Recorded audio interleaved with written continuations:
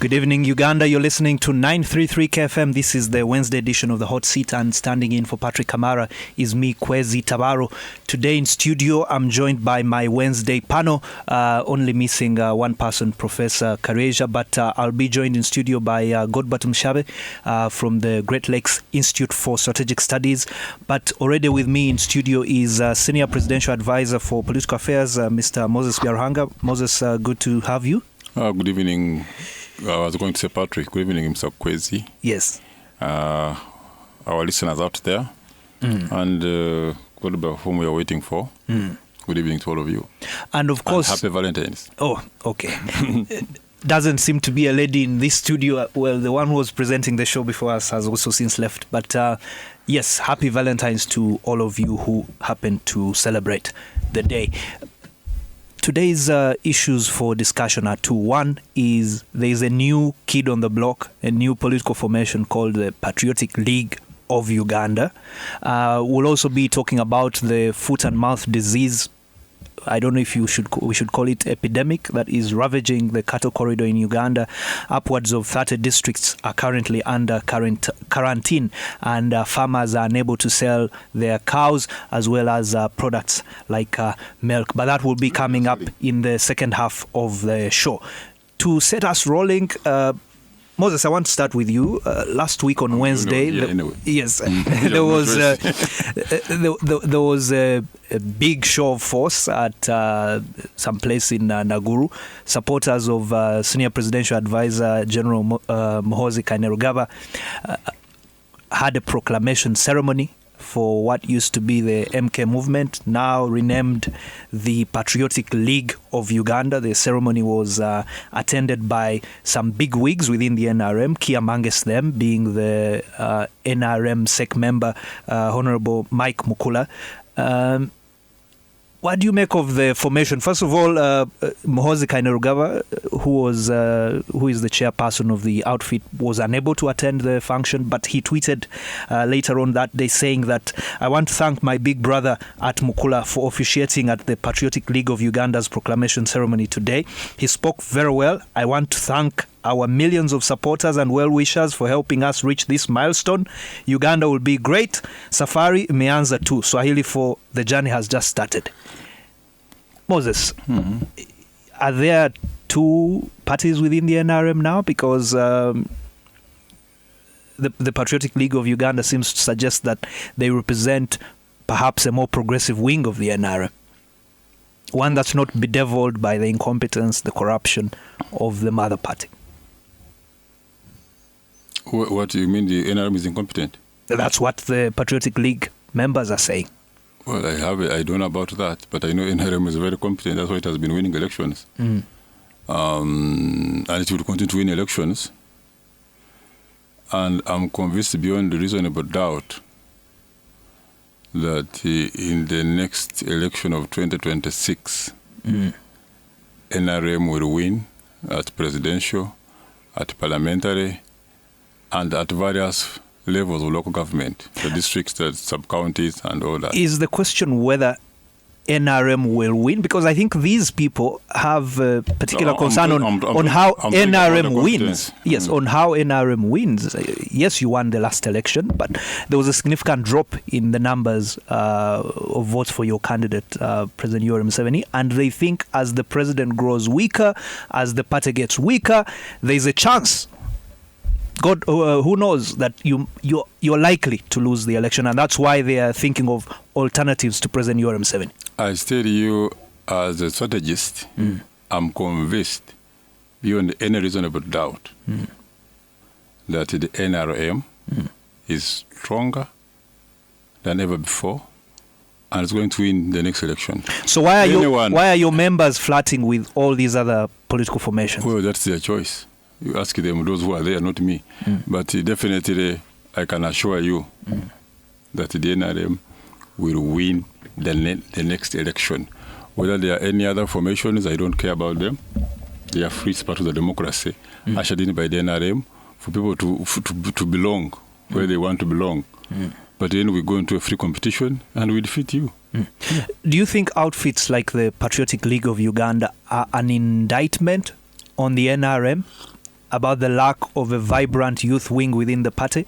Of course, at one of their rallies in Bushenyi, one of your NRA historicals, General Kale Kaihura, said that the youth league in the NRM is dead and that the MK movement, or in this case the PLU, represents what should have been the vibrant youth league in the NRM.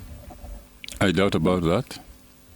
So what does equal to vibrant? What do you think? What is vibrance? Is the youth league within the NRM vibrant? You see, some of the African politicians forget that. See, time for elections is time for elections. There's time for everything, like the Bible says.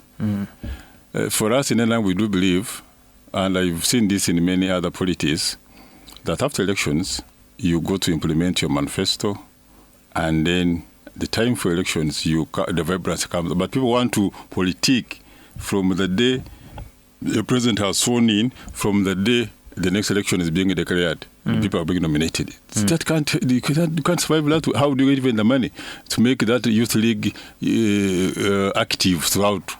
To make the women league active throughout. But the fact that the members are there, it's like a reserve force. When you need them, they come on the ground. If you say, but they need to be mobilized, and you don't mobilize them a few weeks or years. The question is when. When do you mobilize? That's the work for 2025, not 2024. In my opinion. Because if you cannot say you're going to, see, mobilization requires also resources. How are you going to start? You see, you think about the Labour Party in the UK or the Conservative Party in the UK. When do they mobilize? The election time. But you cannot say all the time the youth wing is doing what? Monitoring government programs. Well, that's not their work. You see, today, the major program we are implementing, for instance, is PDM. My focus, me as Moses Byaruhanga, as a strategist, is on the success of PDM.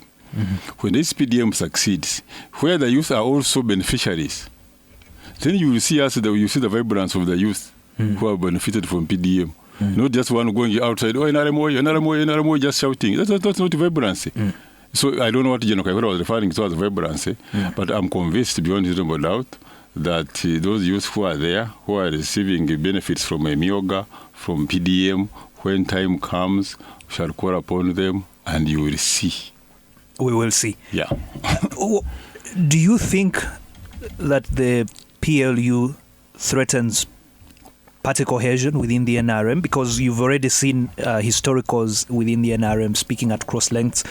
Key amongst them is General Kahindo Tafire, an NRM historical who has been on record as being opposed to General Muhoozi Kainerugab's presidential bid. Well, I don't speak for General Tafire. I don't know what he said. Well, I've not been following the activities. I don't know what he said. But for me, in one of his last addresses, he says he doesn't hate General Kainerugaba as an individual, as a son of the president. He just doesn't support him as a presidential candidate. That's his opinion. That's his opinion. In any case, has General Muhoozi come out to say that he's a presidential candidate? But his supporters are saying that the reason they have this formation in place is to prepare him to take over from his father. Well, and they are not ruling out the possibility of him running in 2026. And take over when?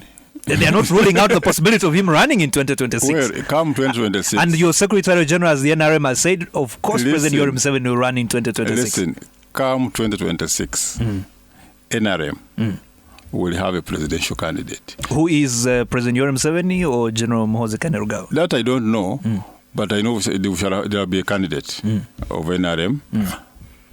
And how the candidates of NRM are selected or are elected, the process is very clear. People express interest to the Electoral Commission of NRM. NRM receives those expressions of interest. They compile them, take them to NEC, SEC, the Central Executive Committee. The Central Executive Committee sits, looks through the people who have expressed interest. Do they qualify? Do they do this? Because the qualifications of presidential candidate must be rhyme with those in the Constitution. After you have come out with those qualifications, then they recommend to NEC, the National Executive Committee, also peruses through the names and it can drop you. They can say, okay, the list that we have received from SEC, then they recommend that list to the national conference, the meeting which normally takes place at Nambole. Now the national conference, the candidates who are there will campaign, and then a secret ballot election takes place, and the one who emerges as the winner would be the NRM presidential candidate. So the process is there.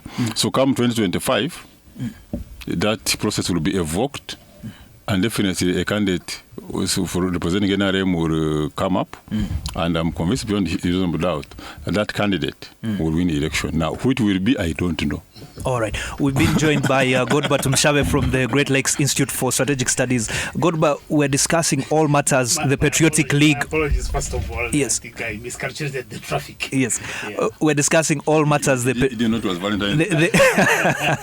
The Patriotic League of Uganda. Do you think the emergence of the Patriotic League of Uganda is an indictment on the lack of vibrancy within the NRM? And that these young people, having failed to find space within the NRM, are looking for alternatives outside that are not opposition, but within the confines of the ruling party.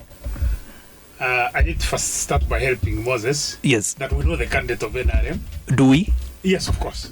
The resolution in the Chobe resolution is basically said as long as Museveni is alive, he's the candidate of NRM. And I don't think that neither NEC nor the whatever the conference will change that. But don't you think that genuine NRM supporters who happen to be young people, progressives, went to school, professionals working in this town, are worried that the party is increasingly out of touch with that segment of Uganda's population?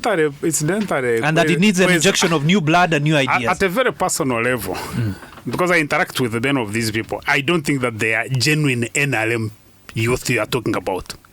I think that everybody, including the MPs that you saw, the 38 MPs, yes, everybody is looking for how to survive. For me, actually, I look at this PLU thing as part of the fraud of NRM, because I always say NRM for me is a fraud. It's a corruption enterprise. Everybody you see there is figuring out how to survive, what they can eat, and the discussion that is happening now about NRM. And but would it have been easier if that was the aim for them to champion President Yoweri Museveni coming back again? Because then he has access to said resources. He can reward them. So just look at it this way. Look at PLU. Is it PLU? Yes. PLU. The Patriotic League of Uganda. Look at it as a campaign arm of NRM. There is no difference. It's a campaign arm of NRM.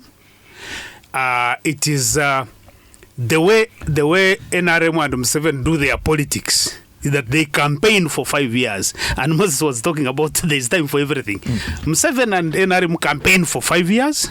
That's number one. They make sure that nobody else campaigns.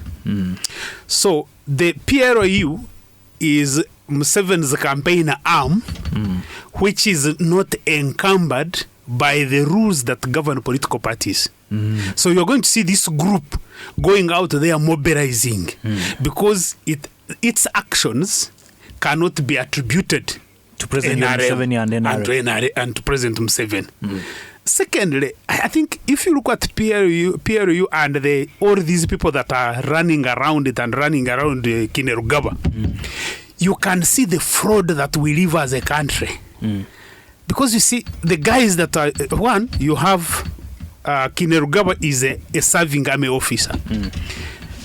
He's whichever, I mean, he's a soldier. Kainerugaba is a soldier. He's a serving army general.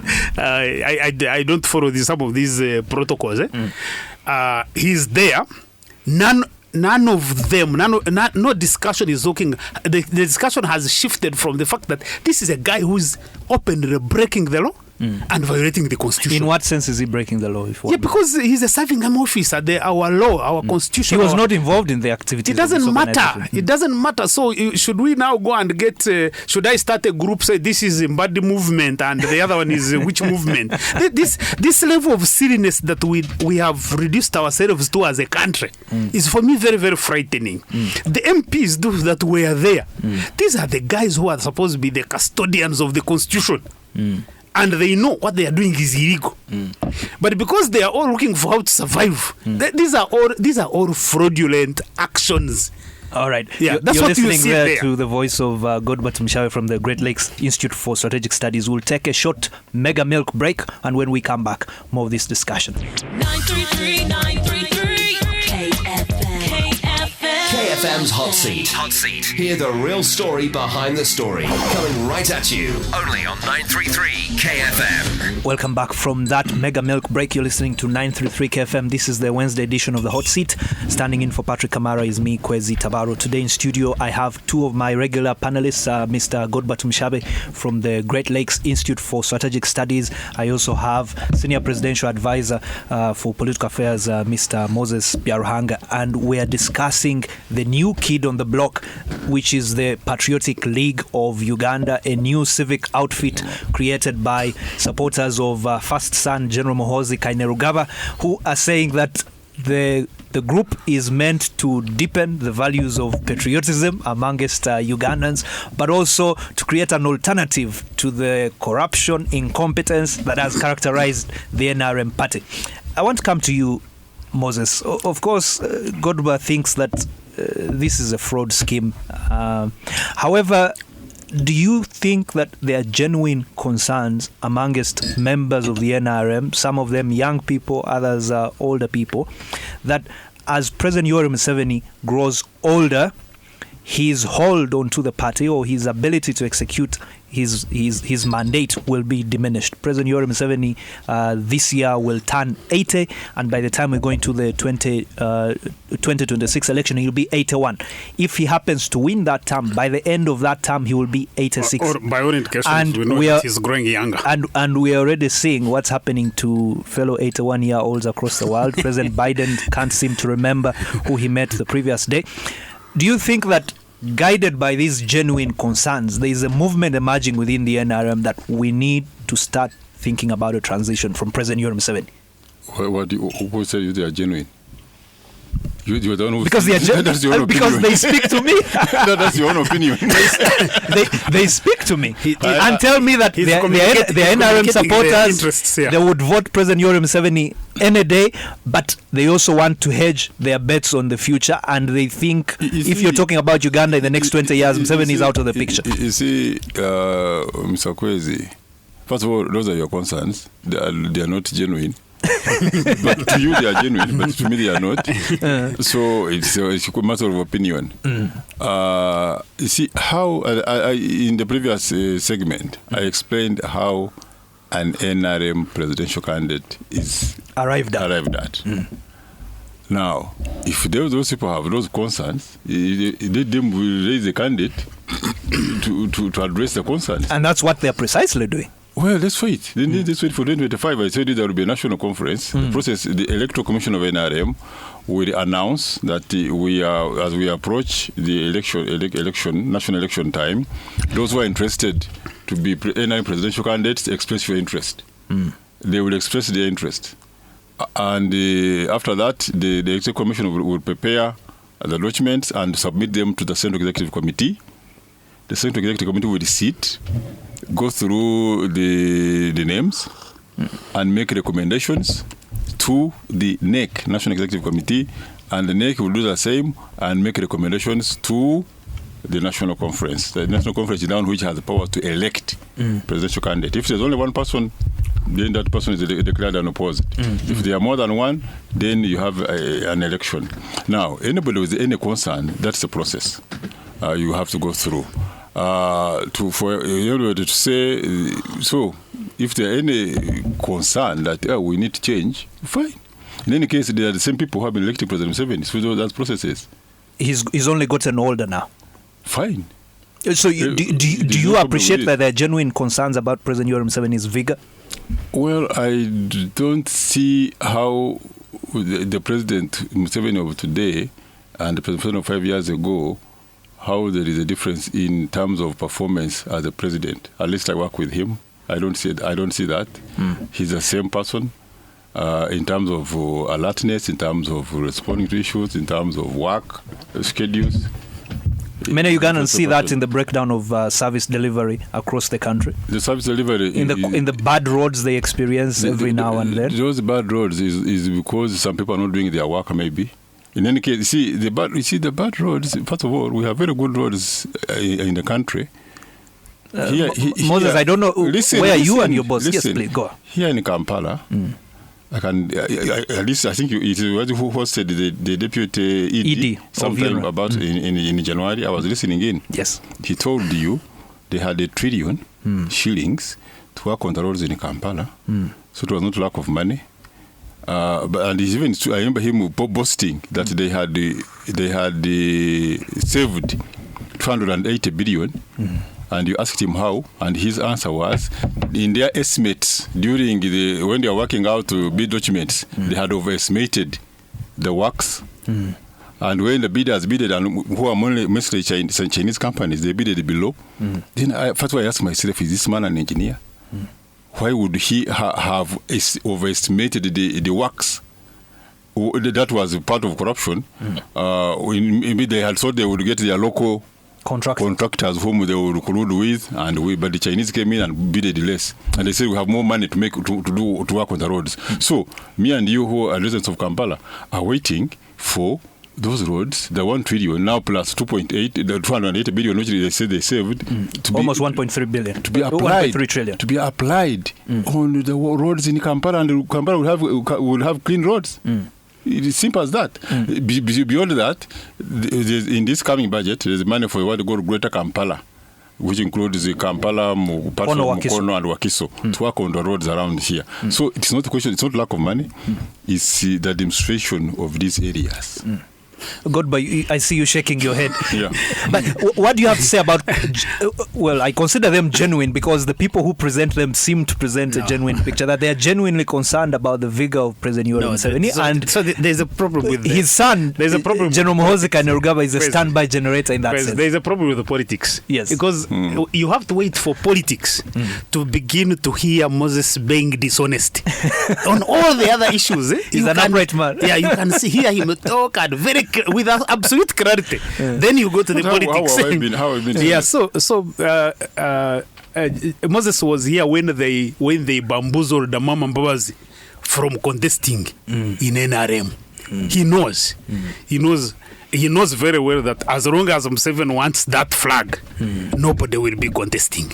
In fact, they have even stopped small people like Ruhinda Maguru. Is it Ruhinda Maguru? Those kinds of, they can even go to that extent. So when he describes Neki, what you just hear the dishonesty in the politicians. So Moses, the politician, now comes out. Secondly, I have written a paper. It's called Uganda's Political Transition Scenarios. I've read it. It's 2026 and beyond. I have argued. What's the book? It's a paper called Uganda's Political Transition Scenarios 2026 and beyond. My colleague and I have argued that President Museveni's mental programming is that he's... For yourself. Not for yourself. No, but it's there. I'll send you the link. It's there on the website. Yeah, President Museveni's mental programming is that he's a life president. All these other people, all these people jumping around, they are basically positioning themselves. I think I have heard a new word around the politicians that is called kwetega. You kwetega, just in case something lands, you are also there. So as far as I'm concerned, President Museveni is a life president. That's, you have to put that as a constant. Everything else becomes a variable. Then you come to PLU. The guys who are around the PLU, they are the ones who need Kainerugaba. Kainerugaba may not even need them. Therefore, they need him in what sense? They need him that if in the unlikely event that Museveni was not there, either by an act of God or by something, They are backing the right horse. Yes. How do they retain control of state power? Now, the immediate thing that they have seen is that Museveni has a soft spot for his son. If it was another army officer, another general, the guy would be there in Makinde, either inside the jail or there as a guest of the military. Yeah. So they realize President Museveni has a soft spot for his son, which I think is natural, and they think that they can use him to kwetega until the man just disappears. Interesting. Yeah. What do you have to say about people who's, much like the way you're suggesting that there are voices within the NRM that would want to see a different candidate other than President Yoweri Museveni? But if they said, if Godber was in the NRM and they said, we support Godber, they saw what happened to Mbabazi and the people who propped him up. So they say it's a safer choice to say we support Muhoozi. Because then, even if you're to be punished, it will be a pat on the back. I hate cowardice. All these people you see, they are cowards. None of them can come out and say something. All those guys you saw at all those MPs, you saw this is a bunch of cowards who have no spine at all. They can't raise the issues that they are talking about in NRM. They know they can't do it, and they are very scared of this of the regime. The regime will just encircle you and just crush you, because there are so many examples. So you have to sympathize with them that in the current circumstances, if you don't have a spine, you just go kweteg. I mean, I saw Mukura there. The Honorable Mike Mukula. This is a senior citizen. He's a member of SEC within the NRM, one of the bodies that will ultimately decide. This is a senior citizen. How can a Mukura be there telling young people that if you are not a supporter of NRM, you don't love Uganda? What kind of thinking is that? I mean, how low do you have to sink for you to make yourself sellable to this system? Yeah, because these are guys who have lived their life, they have lived their time, they have made their contribution, and then you see them degenerating and going to the lowest ebb simply because they have to kwetega. It's just, we have 2 minutes until we go into the break. I wanted to broaden this. Perhaps formations like these are about a post-Museveni future, not necessarily 2026, and that this is NRM's response to a vibrant NUP. What do you have to say? Kwezi, it doesn't matter which formations that come up. If you have a formation like PLU, led by a general who is... Call it the Patriotic League of Uganda. I don't know.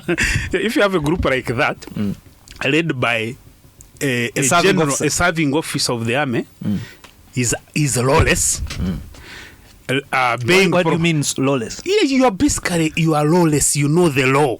You are breaking it blunt and every other time. In what sense has he broken the law? Yeah, the law prohibits you from being active in politics. Has he been active in politics? But are you saying we should just start another movement of Mbadi? That's what I'm asking you. Should we start one for Mbadi, another one for what, and then we say we are building? Then you have MPs. Who are supposed to be the guardians of the Constitution. They're actually 60 plus. Yeah, these are supposed to be the guardians of the Constitution. You have to really look at the. I don't want to use some words, but you are an MP. You know your oath, the oath that you took to protect and defend the Constitution, and then you're associating with the lawless people, and you think that you should be taken serious. In fact, one of the biggest dangers now for us as a society is this PLU thing, PLU, or the Patriotic. Let me call it Patriotic League. I mean, the guys who are doing this kind of work, who are behaving that way, how can they be the promoters of patriotism? The contradictions and the anomaly around it shows you how we have sunk as a people, as a country. But nobody wants to acknowledge it because everybody fears. So everybody feels, we are building patriotism. We are what? This country. The degree of dishonesty in this country is just frightening. All right. When we come back from this mega milk break, we'll talk all matters foot and mouth disease. 933 KFM. The hottest honest debate on all relevant topics live on KFM's Hot Seat tonight. KFM's Hot Seat covers all the relevant topics every weekday, 7 to 8 p.m. Welcome back from that mega milk break. You're listening to 933 KFM. This is the Wednesday edition of the Hot Seat. Standing in for Patrick Kamara is me, Kwezi Tabaro. Today in studio, I have Moses Byaruhanga, Senior Presidential Advisor for Political Affairs. I also have from the Great Lakes Institute for Strategic Studies, Mr. Godber Junior Presidential Tumushabe. Advisor for Policy. Oh, Junior Presidential Advisor. Yes. Okay. Yeah. The man has been refusing to bring my appointment. So that means you work under Moses. Eh? You work under yeah. Moses. But Okay. because I'm told he has been holding my appointment in his closet. He's holding quite a number of appointments, according to rumors in this town. But gentlemen, shifting gears, 30 our farmers across the country, especially cattle keepers, are facing a very difficult time with this new outbreak of the foot and mouth disease. As of today, about 30 districts across the cattle corridor are under quarantine, where farmers are unable to trade in animal and animal products, including meat and milk. And this comes at a time when the economy is not doing very well, at the beginning of the school year, where many kids have to go back to school.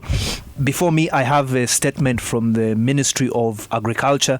This came out, I think, last week.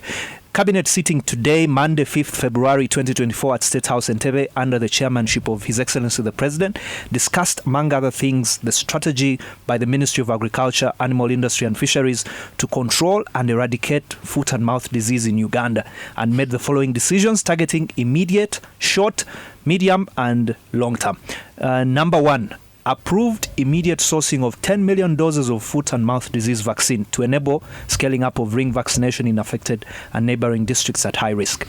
Number two, approved plans by government to create a revolving fund to enable procurement of sufficient foot and mouth disease vaccines periodically in the country. Number three, approved policy proposition that requires farmers to be paying for vaccines.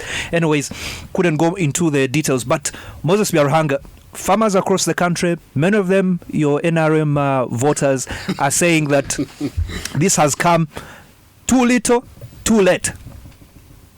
They wanted the vaccines yesterday, but the minister today tweeted me saying that the earliest we expect these vaccines is beginning March.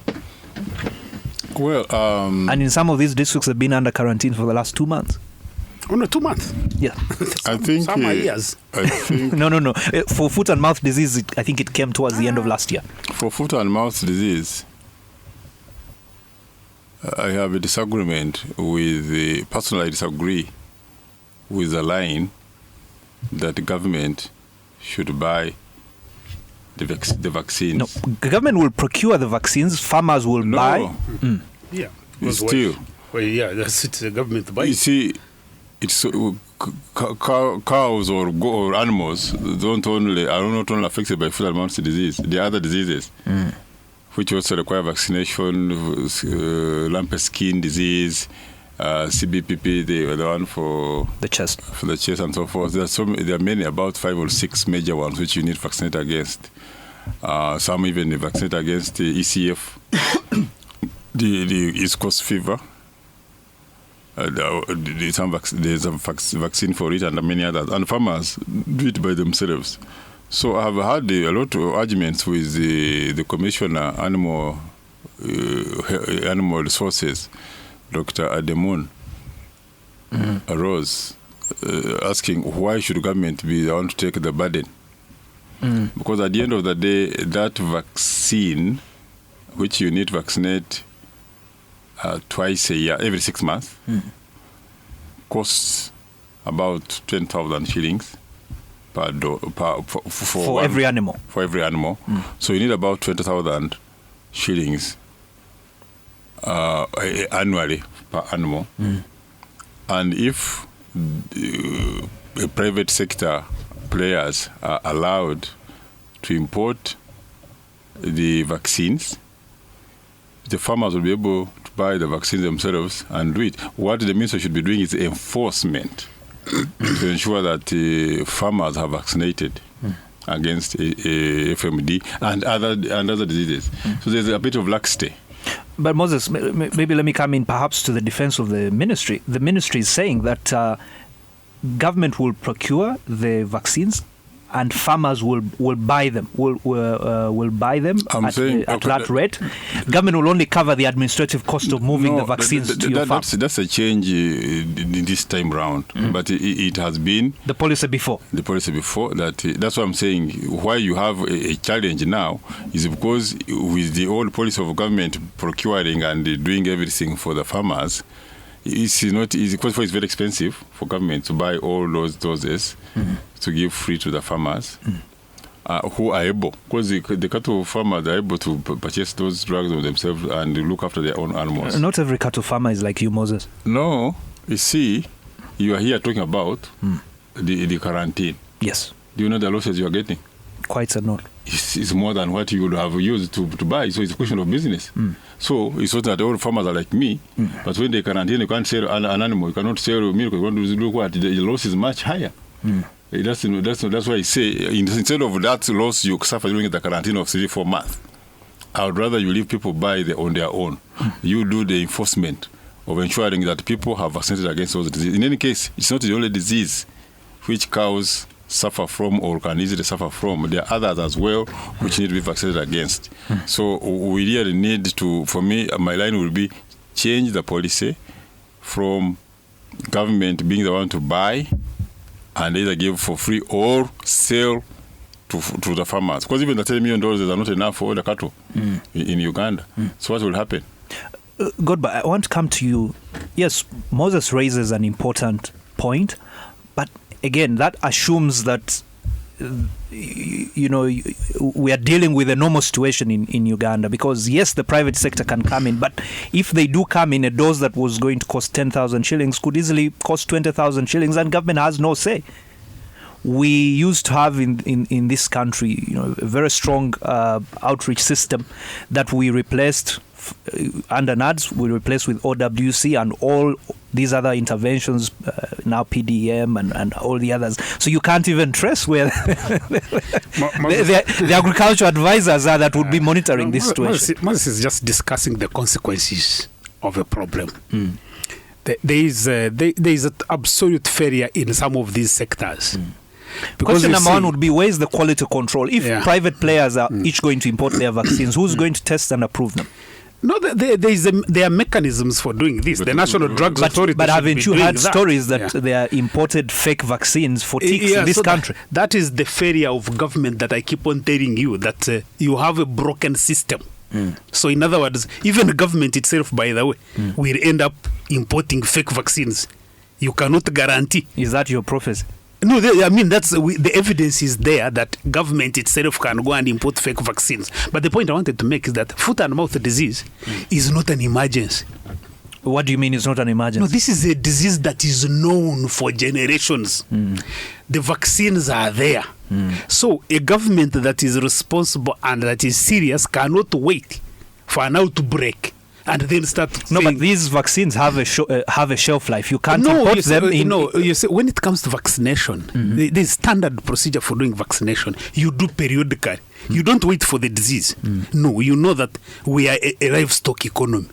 So we know that on regular interviews, based on the science that is available, there must be vaccination of these cattle so that you don't have a breakout. Maybe we need an expert opinion, because I don't think that is the case necessarily. You only vaccinate maybe when there's an outbreak in the region. You can't vaccinate when there's an outbreak because vaccines do not prevent diseases.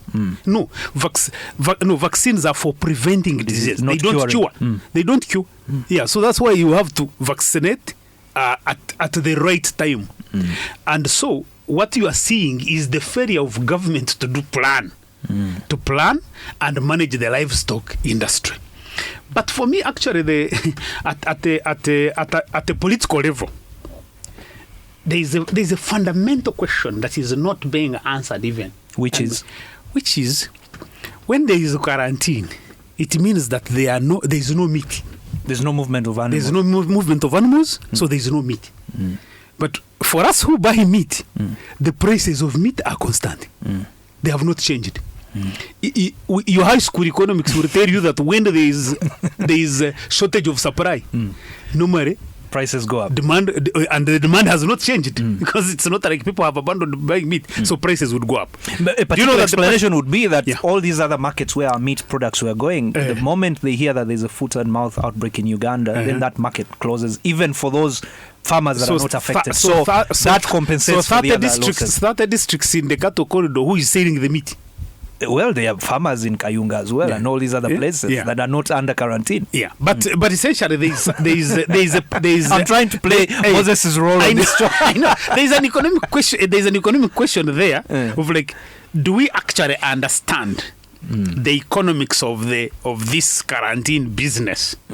How is it that the market for meat, there are no changes within the market for meat, so we can begin to develop hypotheses of why this has not happened. But I think that's not an issue that is not even being discussed. What is it that you can quarantine 30 districts? These are the highest livestock districts, and then there is no change in the price of meat unless there is a way you have dealt with the demand. So for me, the bottom line is that the question of foot and mouth disease has been reoccurring year after year. If you go back in the archives, you see the people of Kazo, Nyabushozi, they have been suffering foot and mouth disease. Then there's the ticks, the problem of ticks. These things have been there. How is it possible that a government is not able to find a scientific solution to a problem that is known? Moses? Well, on that one, I must salute the scientists at NARO. NARO is the National Agricultural Research Organization. As in a case, it's in a case here on the road to Zimbabwe. They are at advanced stages of developing an FMD vaccine. Probably by this time next year, we shall have a vaccine developed and manufactured in Uganda. They already succeeded in an anti-tick vaccine. They have had clinical trials across the country, and it's doing well. The report is doing well. In fact, at the moment, they are constructing a factory here at Naro in Nakesesa. They're constructing a factory to produce the anti-tick vaccine. They also is that Naro constructing? Yeah. They're at advanced stages. There's money in the budget already. They are the owner, so they are using private contractors. They're not the ones constructing, but they have the money to construct. I think they got 60 billion in the running financial year for the construction of that factory. They are also at advanced stages in the development of swine fever vaccine, which affects piggery. So for FMD, they are also now in that committee you were referring to. They also agreed to raise funds because at first they thought they could manufacture both the FMD and the anti-tick vaccine in the same premises, but the science have said no, you cannot have. These are different diseases you're dealing with. No, they are different organisms. They can affect each other. So they have to have another one for the FMD. But so from the science point of view, I congratulate current scientists for the success they have reached at in terms of research. They are for the anti-tick, they are clinical trials. They have done it at Mbara Stock Farm. They have done it at the Prisons Farm in Masindi. They have done it in Karamoja area. They do in the various ecological zones to see how it reacts, and the performance is so far so good. They say it's about 81% efficacy, and the only tick vaccine in the world was developed by Cuba, which is at 50% efficacy. So ours is even much higher so far. So on that side, I congratulate them, and they're doing a good job. Moses, but on the question of management of this disease and other diseases, and other diseases, you don't have to wait for an outbreak. The vaccination, for me, for instance, at my farm, with or without the outbreak, I vaccinate against FMD every 6 months. Yeah, which is good. I do that. In fact, I've told my manager, my doctor, I told him that This is your farm doctor. farm doctor that just give me a calendar at the beginning of the year which diseases we have to vaccinate against and when. Because for instance, you cannot do that more than one at a go. They will tell you this one you can't mix this with this one. So that is the technical. Yeah. So you give me the calendar that in this month we should We're do supposed this. to be doing this, yeah. We should be doing this. Inform me like 2 weeks earlier so that I raise the necessary funds and we do the vaccinations. So I always vaccinate in time. So if we did, all farmers did that, that's why I said the work of government should be enforcement, not to go to procure vaccines. You're concerned about quality, but we have all these pharmacies around the country for human drugs, which you and I buy. And why if you're not scared about what you take as a drugs as a human being? No, because in the particular case of farmers, we've had numerous reports, including in stories covered by this media house, fake tick vaccines for those who are involved in crop husbandry, fake fertilizers, fake the same point Moses is pesticides saying. and things like that. It's the same point that you are lacking enforcement. Yeah, we need the enforcement. The entire chain. The one we've applied in the human drug sector should be sure. yeah. But the regulator is one, NDA, National Drug Authority. It's the one who is responsible for animal medicines, or if I'm calling them so, and human. So if there are local manufacturers or even importers bringing in fake drugs, they should be detected and serious punishments taken against them. But that's not stop to leave the private sector to be the one to import the vaccines and sell them to farmers, and the role of government to ensure that we all, because you see, if we don't vaccinate in good time, then you cannot market your products. But Moses, you speak so wonderfully about these issues. It's when the tarmac hits the road that issues emerge, because the things you're talking about, this is not rocket science. There should be agriculture advisory officers and NADs. They should be district veterinary officers, with the capability to move into these parishes and make sure that quarantines are being followed and that animals are being vaccinated. But these things don't work in this system you've created as the You NRM. see, first of all, yes, those should be there. Why aren't they there? But they are there. You see, I don't have. It's like you vaccinating your children. The children are born. At this age, 2 months, they need this vaccination. At this age, they need the vaccination. Many people do it without being forced to do so. So any farmer, worth the name farmer, should also be cautious about their cows or their goats or their pigs falling sick of certain diseases which are controllable. Well, of course, you can't guard against that. Yeah. So that should be the beginning. Not the enforcement. The enforcement will come in last. But the beginning should be the farmer themselves. Like a parent who will take their children for immunization, which is vaccination.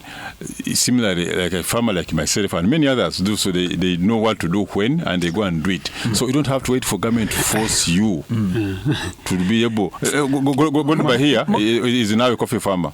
Godber is one of the best farming practices. He's doing one of the best farming practices, applying fertilizer, doing ABCD. He's an enlightened farmer. But and many of the farmers, the cattle farmers, are enlightened, to tell you the truth. So Godber doesn't have to wait for the district agriculture officer to come and say, put in fertilizer. No. You see, Godber, if Uganda was populated by angels, we wouldn't need the police, wouldn't need the law, wouldn't need all that. I think and for me, the concern is, yes, it's Like, not about the responsibility of the farmer or the farmer not following through with their responsibility. This is a public health matter. Even if this outbreak had, and I'm sure it could have started at one farm or two farms where the farmers were not vaccinating. Now it's a national issue where a significant chunk of our economy is at risk because of one farm. Kwezi, when I teach my law students, I teach environmental law. That's one of the subjects I teach. They normally ask me, but how come Uganda has all these laws and all these policies you are telling us, but the environment is being degraded day in, day out? And I tell them, I said, there are 3 levels of compliance when you are dealing with law. The first one is what we call rationality. So at that level, you assume that human beings are rational beings. They are not going to do stupid things. Now, Ugandans are very irrational people. You do stupid things. They do stupid things. When driving on the wrong side of the road. Yeah. When rationality fails, there is what we call morality. You appeal to morality. And you assume that because people think that certain things are immoral, they want to do it. So they are the churches, the whatever they preach to people and say, don't do stupid things. Now in Uganda, everybody wants to act immorally, even including the Karaji leaders themselves. At that, once you cross the point of morality, you cross that point, that's where you go to the point of compliance and law enforcement.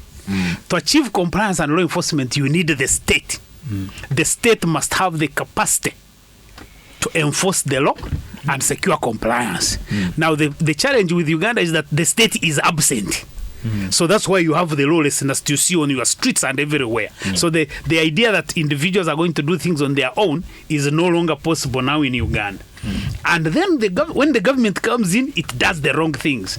And I'll end with that point because it's good for Moses to hear. In our sub-county, Nyachera, this is in Ntungamo district. In Ntungamo. This is, I think, last year but one. The guys who came from the district veterinary office, they said they were vaccinating goats. Apparently they were supposed to vaccinate cows, and it looks like then they were leftovers. They were leftover vaccines. They vaccinated farmers' goats in the households. The farmers in our sub-county lost more than 400 goats because of that action. And there was no remedy. These farmers tried to approach the local government, whatever, everybody ignored them. So you are basically dealing with a government that is absent. That's why you are dealing with... You are the lawyer, should have left them sue. I tell you, sue in NRM courts. You don't know what you don't know NRM courts. No, you see, some of us we are a bit cleverer. You make sure you don't waste time. There are certain things which you should be doing, but then you say, if I do this, it is going to be a waste of my time. Let me focus on other things. Yeah, Moses, you'll have the last say on this show. What assurances do you give our farmers in the affected cattle corridor that the vaccines will be here on time? And they can't be on time because and that within no time we'll be on top of this situation. My assurance is that all farmers should endeavor. That's not an assurance. No, assurance is stated in different forms. My advice. Okay, your advice, exactly. Yes, very good. My advice to is that all farmers, in this case, animal husbandry farmers, or livestock farmers, should ensure that they vaccinate their animals against the major diseases like foot and mouth, lumpy skin disease, CBPP, East Coast fever, and so on and so forth. Because these are their they are the national hard, but they are individual. There is individual responsibility. When for instance, see farmers when they, especially those who have had the foot and mouth, when you hear what they have gone through, the losses in terms of animals dying, but even when they manage to treat and they get cured, the cost is much more as compared to if they were buying the vaccine and vaccinating their cows in time.